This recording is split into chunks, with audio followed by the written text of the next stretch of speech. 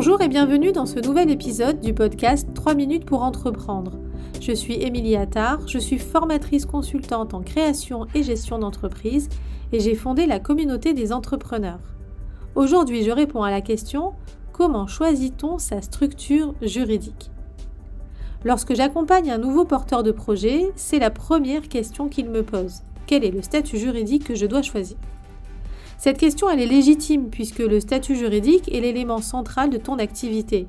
C'est la base de ton entreprise. C'est ce qui va déterminer le fonctionnement et la place que tu auras au sein de ton entreprise.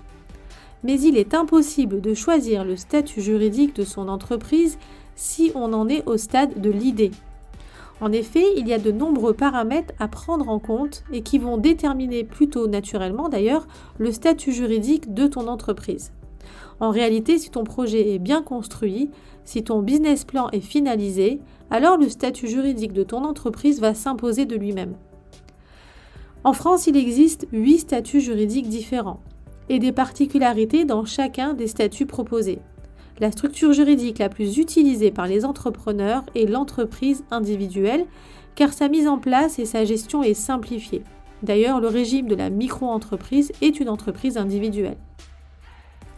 Si ton activité impose la mise en place d'une société, alors tu as encore une fois le choix entre l'EURL, la SARL, la SA ou la SASU. Enfin bref, tu l'as compris, tu as vraiment le choix. Mais ce choix est déterminé par l'activité de ton entreprise et surtout par son fonctionnement. Si tu entreprends seul ou avec des associés, le statut juridique le plus adapté sera différent. Enfin, au sein même du statut juridique que tu vas choisir, il te faudra déterminer le régime fiscal et le régime social de ton activité. Mais attention, ne va pas trop vite.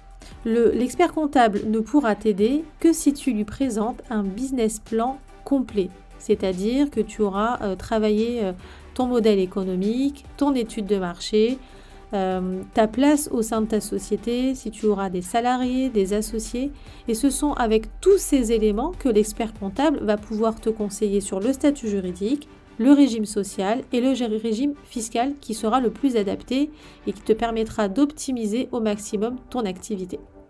Allez, c'est à toi de jouer.